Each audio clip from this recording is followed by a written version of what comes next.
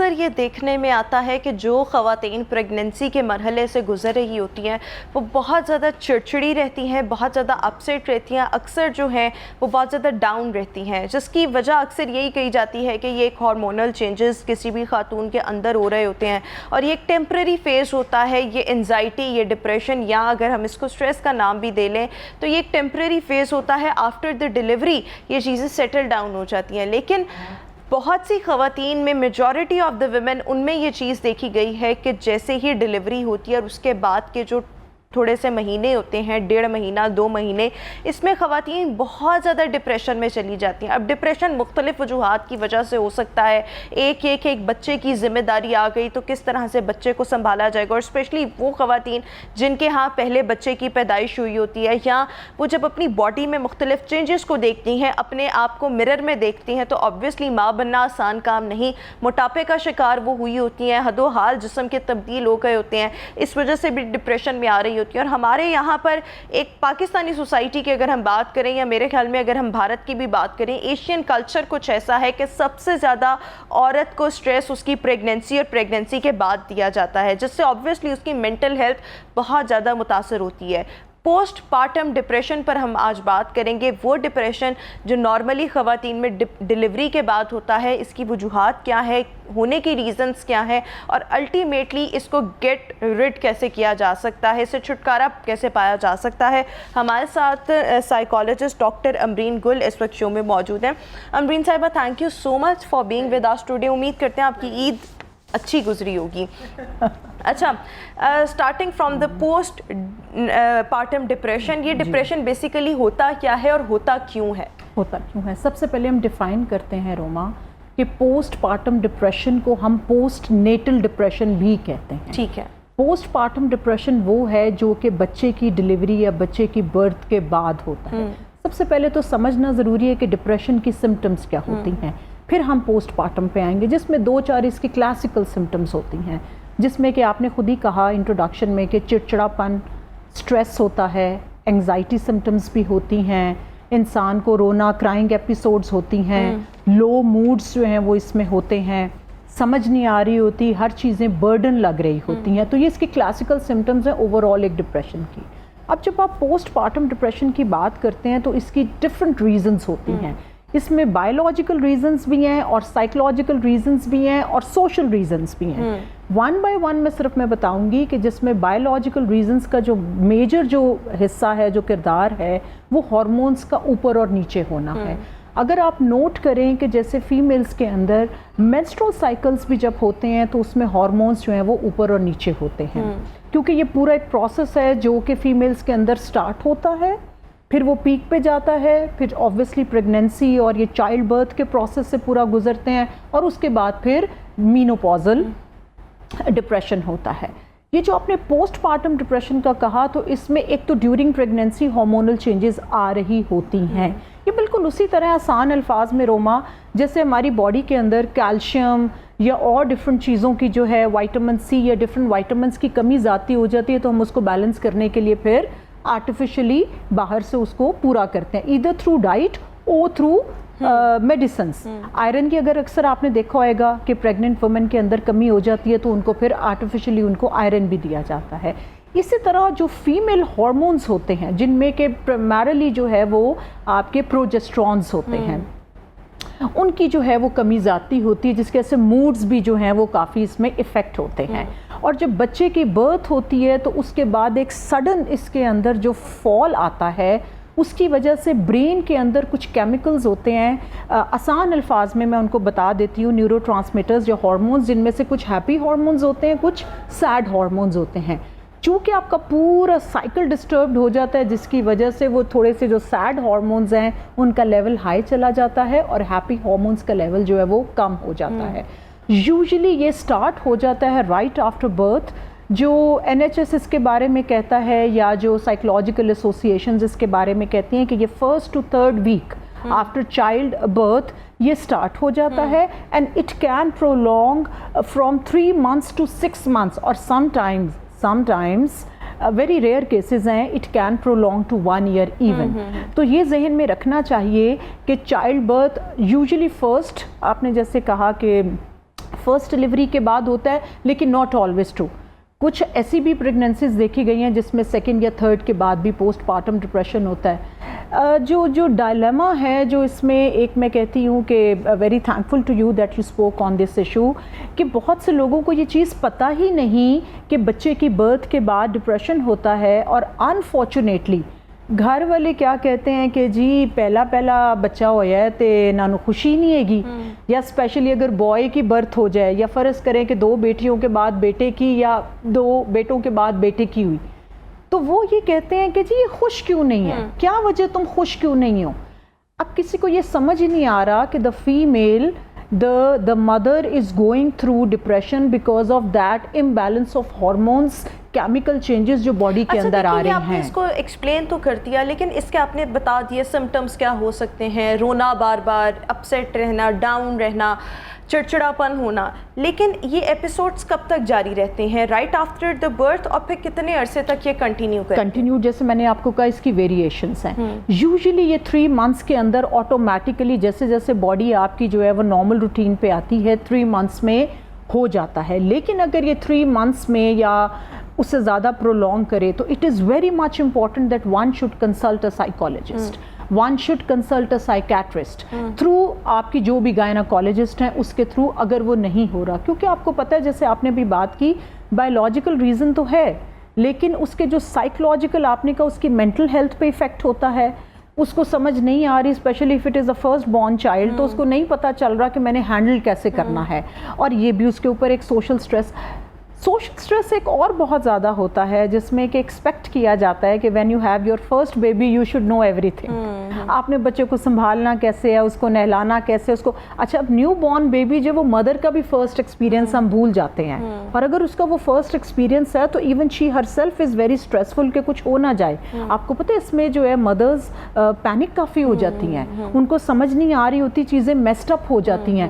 تو میرا خیال ہے کہ جس طرح ہم میرج کاؤنسلنگ کرتے ہیں اسی طرح ڈیورنگ پریگنینسی بھی کاؤنسلنگ ہونا is very much important, because you make the mother rather both parents mentally prepared کہ اگر خدا نخواستہ پوسٹ پارٹم ڈپریشن ہوتا ہے تو آٹومیٹیکلی ریکور ہو جاتا ہے ود ان فیو ویکس. لیکن اگر نہیں ہوتا تو اس میں سائیکالوجسٹ یا سائیکیٹرسٹ سے جو ہے وہ ضرور رابطہ کرنا چاہیے. اچھا دیکھیے، نارملی جب ڈپریشن ہوتا ہے تو اس کے مختلف ٹریگرز ہوتے ہیں. آپ کی زندگی کا کوئی نہ کوئی ایسا واقعہ ہوتا ہے جس کی وجہ سے آپ ڈپریشن کا شکار ہو جاتے ہیں، یا بعض لوگوں کے جینز میں بھی یہ چیز ہوتی ہے کہ وہ ڈپریشن کا شکار ہو جاتے ہیں. نارملی تو میرے خیال میں کوئی بھی لائف انسیڈنٹ ایسا ہوتا ہے جو آپ کو اس فیز میں لے کر جاتا ہے، اور ونس وہ کیور بھی ہو جائے لیکن وہ پھر ایپیسوڈز جو ہیں آپ کو ہٹ کر گیا تو وہ ریلیپس ہوتا رہے گا، ریورس ہوتا رہے گا، ہٹ کرتا رہے گا.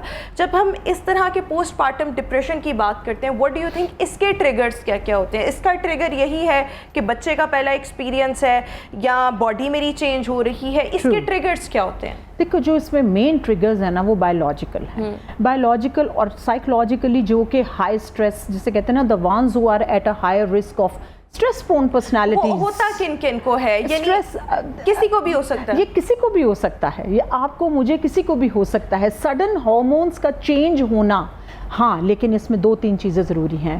بایولوجیکلی جیسے آپ نے بات کی کہ کچھ لوگوں کے ہارمون زیادہ افیکٹ ہوتے ہیں، اسپیشلی فیمیلز کا اگر آپ دیکھ لو ان کا مینسٹرول سائیکل ہے، کچھ لوگ ایزیلی فیمیلز مینسٹرول سائیکل کو مینیج کر لیتی ہیں، کچھ کو بہت زیادہ پینفل ہوتا ہے.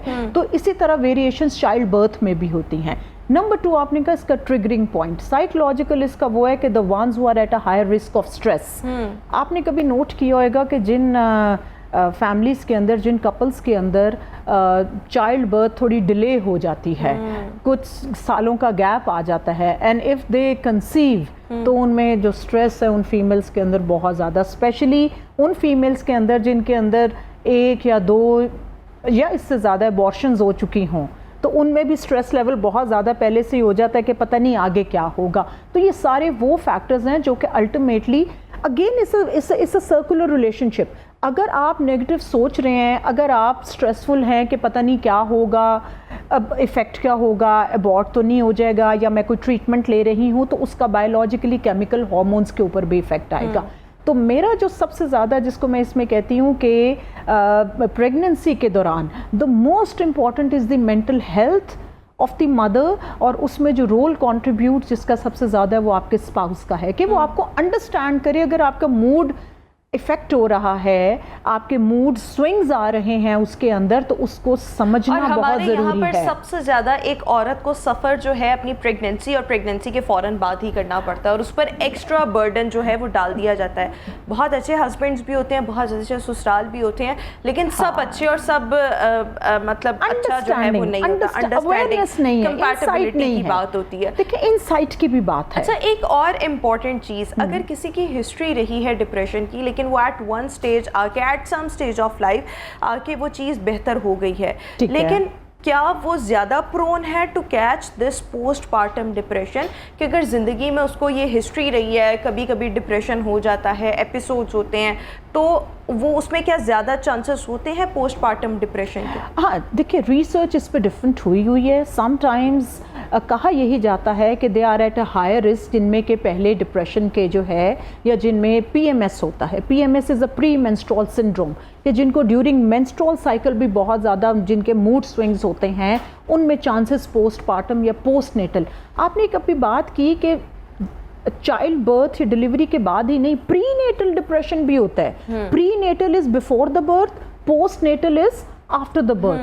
اب جو پری نیٹل ڈپریشن ہے, اس میں بھی آپ نے اکثر سنا ہوگا جو پریشر, سوشل پریشر, کہ یار اللہ کا شکر کرو, تمہیں تو خوشی مل رہی ہے, تم خوش کیوں نہیں ہو. اچھا, یہ ایک مدر کو اور ایمبیرسڈ کر دیتا ہے. میں نے کچھ ایسے روما دیکھے کیسز جس میں فیمیلز پوسٹ پارٹم ڈپریشن کے بعد جب آتی ہیں تو وہ یہ رو رو کے کہہ رہی ہوتی ہیں کہ ہمارا جو ہے نا, بچے کو بھی دیکھتے ہیں تو خوشی نہیں ہوتی, تو گھر والے کہتے ہیں کہ کیا وجہ ہے تم خوش نہیں ہو بچے کے ہونے سے, تو وہ ہمیں اور زیادہ گلٹ کانشیس کر دیتا ہے, حالانکہ ہمارا اس پہ کنٹرول نہیں ہے. تو آپ کے اس پروگرام کے through I would like to bring an insight and awareness into the people کہ پلیز یہ جو اس پوسٹ پارٹم ڈپریشن یا جو بچے کی برتھ کے بعد کا جو ڈپریشن ہوتا ہے, پوری باڈی کی ہارمونل چینجز ہوتی ہیں, اور ہمیں ایک مدر کو ایمبیرسڈ نہیں کرنا چاہیے بار بار یہ کہہ کر کہ آپ خوش کیوں نہیں. آپ دیکھو, رشتہ دار جب آتے ہیں ہاسپٹل میں یا بعد میں جو مبارکی کے لیے, وہ کیا وجہ ہے کہ جو ہے تم خوش نہیں نظر آ رہی ہو,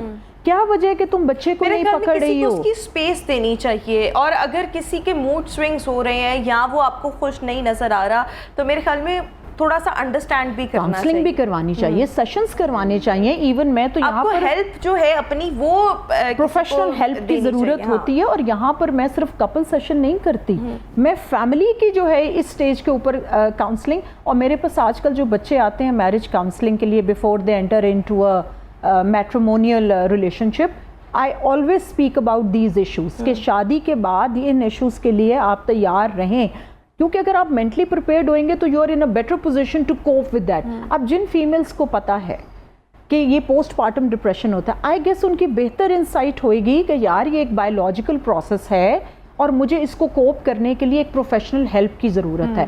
اور اس سٹیج کے اوپر روما, میں یہاں بھی آپ کو بتا دوں, ہم بہت زیادہ بچے کی برتھ کے بعد میڈیکیشن نہیں دے سکتے, کیونکہ بچہ is on to mother's feed as well, تو وہاں پر کاؤنسلنگ از مور امپورٹنٹ, کیونکہ میڈیکیشن نہیں ہم دے سکتے. اور اگر یہ خدا نہ خواستہ 6 months سے زیادہ پرولونگ کر جائے, تو یہ میں آڈینس کے لیے کہہ رہی ہوں کہ آپ 3 months کا بھی ویٹ نہ کرے, لیکن اگر 3 months سے زیادہ پرولونگ کر رہا ہے, اس کی فریکوینسی بڑھ رہی ہے, اس کی سیویرٹی, اس کی شدت بڑھ رہی ہے, تو پھر it may convert into a major depression, it may convert into a clinical depression, life long in a way. اگر اس کے بارے میں احتیاط نہ کی جائے, دیکھو مائلڈ سے یہ ماڈریٹ, اور ماڈریٹ سے سیویئر میں ہو جائے گا. اسی طرح کہ ہلکا سا بخار ہے تو وہ ٹائیفائڈ میں کنورٹ ہو سکتا ہے. تو اگر آپ کو لگتا ہے کہ یہ 6 ہفتے سے زیادہ پرولونگ کر رہا ہے, تو فار گاڈ سیک اس کو لنگر آن مت کیجئے, اس کو ڈیلے مت کیجئے, اور پروفیشنل ہیلپ لیجئے, سائیکالوجسٹ کے پاس جائیے. اور اگر 6 مہینے سے یہ زیادہ ہو جاتا ہے تو اٹ may convert into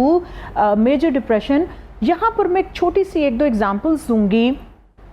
آپ نے سنا ہوئے گا بعض اوقات انٹرنیشنل نیوز میں بھی اور نیشنل نیوز میں بھی, کہ کبھی کبھار یہ سننے میں آتا ہے, پلیز آڈینس کے لیے میں آئی am not making people scared of it, لیکن آپ نے اکثر 1-2 کیسز سنے ہوں گے جس میں آپ نے دیکھا ہوئے گا کہ برتھ کے بعد فیمیل اس قدر پوسٹ پارٹم ڈپریشن ہوتا ہے کہ کچھ اپنے بچوں کو مار دیتی ہیں. کچھ ایک آدھا کیس ادھر بھی سننے میں آیا تھا کہ مار کے پھینک دیا. ایک ہاسپٹل کا بھی کیس آیا تھا جس میں کیمرہ میں دیکھا گیا کہ بچے کا جو تھا وہ اب میں پھر کہہ رہی ہوں, میں ڈرا نہیں رہی ہوں, لیکن ان چیزوں سے ہماری جسے کہتے ہیں ہمیں ایجوکیٹ کرنا بہت ضروری ہے. انٹرنیشنل لیول پہ بھی میں ایک کیس ایسا دیکھ رہی تھی جس میں کہ the lady after second child birth was severely having post partum depression, اور اس نے اپنے بچے کو باتھ ٹب کے اندر اس نے جو تھا کر کے اس کو یہ پتہ ہی نہیں تھا کہ ہو کیا رہا ہے اور بعد میں وہ کر کیا رہی ہے. تو اس لیے خدارا ان چیزوں کے لیے تھوڑا سا اویئرنیس ہونے کی ضرورت ہے, اور اگر آپ کو لگ رہا ہے کہ ڈپریشن جو ہے وہ بڑھ رہا ہے تو وہاں پر پروفیشنل ہیلپ لینے میں کوئی جو ہے وہ نہیں ہونی چاہیے. اور میرے خیال میں بر وقت کسی چیز کو ٹریٹ کر لیا جائے, یا اگر کوئی اس فیز سے گزر رہا ہے آپ اس کے ساتھ ایک سپورٹ بن کر چلیں تو میرے خیال میں شروع میں ہی چیزیں جو ہیں ان کو بہتر کیا جا سکتا ہے. اچھا, اس کے لیے ٹریٹمنٹ آپشنز کیا ہیں, اور دوسرا یہ کہ اس میں ایک سائیکالوجسٹ اچھا ٹریٹ کر سکتا ہے یا ایک سائیکائٹرسٹ؟ میرا خیال ہے being a psychologist, why I am seeing, کیونکہ سائیکیٹرسٹ نے الٹیمیٹلی یہ بھی بتاتی چلوں کہ سائیکیٹرسٹ سے آدھی MBBS doctors and they treat the patients with the medication. They can only prescribe the medicines, they cannot give the therapy. اکثر لوگ انفارچونیٹلی میں یہاں پر کہوں گی, اور کچھ آج کل ہمارے ڈراماز میں بھی یہ غلط کانسیپٹ دیا جا رہا ہے کہ سائیکیٹرسٹ کو وہ ماہر نفسیات کہتے ہیں. آج کل ایک آپ کا ڈرامہ بھی چل رہا ہے, میں اب نام نہیں لوں گی, اس میں بھی وہ دکھا رہے ہیں کہ جی ماہر نفسیات سائیکیٹرسٹ کے پاس جا رہے ہیں. سائیکیٹرسٹ سے آر ناٹ ماہر نفسیات, سائیکالوجسٹ آر ماہر نفسیات. سائیکائٹرسٹ کی پر اردو کیا ہوگی؟ سائیکیٹرسٹ کو ہم سائیکیٹرسٹ ہی کہتے ہیں. اوور آل گلوبلی اس کی جو روما ٹرم ہے وہ سائیکیٹرسٹ, اردو میں بھی ہم سائیکیٹرسٹ ہی لکھتے ہیں. آلویز ریممبر کہ ڈائگنوسس جو کرتا ہے وہ سائیکالوجسٹ کرتا ہے.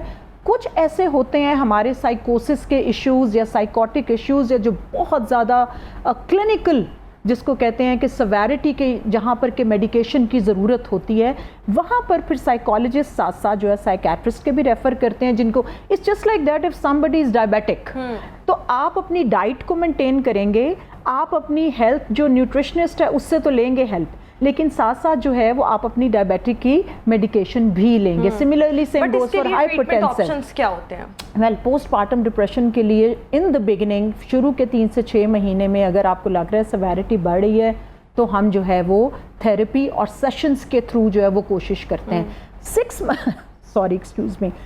months کے بعد بھی اگر پرولونگ کرتا ہے تو پھر with the consultation of the psychiatrist and psychologist and gynaecologist پھر ہم ہلکی سی مائنر اینٹی ڈپریسنٹ سٹارٹ کروا سکتے ہیں, بٹ ود دی پریکاشنز کہ بچے کی جو ہے وہ پھر ہیلتھ پہ ایفیکٹ نہ آئے.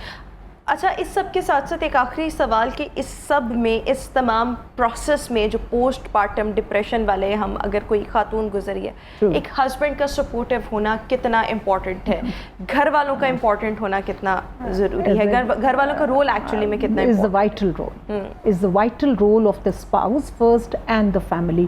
آپ سوچ نہیں سکتے کہ یہ جو ڈپریشن آپ نے کہا نا کہ یہ کم سے زیادہ کیوں ہوتا ہے, تو one of the triggering point trauma, triggering point یہ بھی ہوتا ہے جب آپ کا اسپاؤز اور آپ کی فیملی آپ کو انڈرسٹینڈ نہیں کرتے, جب وہ کہتے ہیں کہ جی تمہیں کیا ہوا, تم خوش کیوں نہیں ہو, وہ ان کے گھر والوں کو بھی کہہ رہے ہوتے ہیں لڑکی کے کہ جی یہ خوش کیوں نہیں ہے, یہ کیا وجہ ہے, اور اس کے اوپر پھر کیریکٹر اسیسینیشنز بھی ہو رہی ہوتی ہیں کہیں نہ کہیں at the back of the mind, اس کو ہم بولتے ہیں انسپوکن پریشر. تو یہ بھی ایک ٹریگرنگ پوائنٹ ہوتا ہے, اور فیمیل کو خود بھی سمجھ نہیں آ رہی ہوتی کہ میں خوش کیوں نہیں ہوں, why I am not happy. تو اسپاؤس کا جو آپ کا شوہر ہیں ان کو ویسے بھی, اور تمام میلز کو مجھے لگتا ہے کہ ایجوکیٹ کرنا چاہیے کہ عورت کے اندر ہارمونل چینجز کیا آتی ہیں during pregnancy and after the child birth. اور اس کے لیے میں کہتی ہوں سب سے پہلے تو آپ کا ہسبینڈ, اس کا سپورٹیو ہونا, اس کی انڈرسٹینڈنگ اسپیشلی اس فیز میں, دس از ایکچولی ویری امپورٹنٹ. اور میرے خیال میں یہی ایک عورت کو بناتی بھی ہے اور بگاڑتی بھی ہے, اور اگر ایک عورت مینٹلی بالکل صحیح ہوگی نا تو وہ آپ کے بچے کی پرورش ان آل ایسپیکٹس بہت اچھی کرے گی. Thank you so much doctor. اختتام کو پہنچے, انشاءاللہ آپ سے ملاقات کریں گے اپنے نیکسٹ پروگرام میں. آپ اپنا بہت خیال رکھیے گا. مجھے دیجیے اجازت. اللہ حافظ.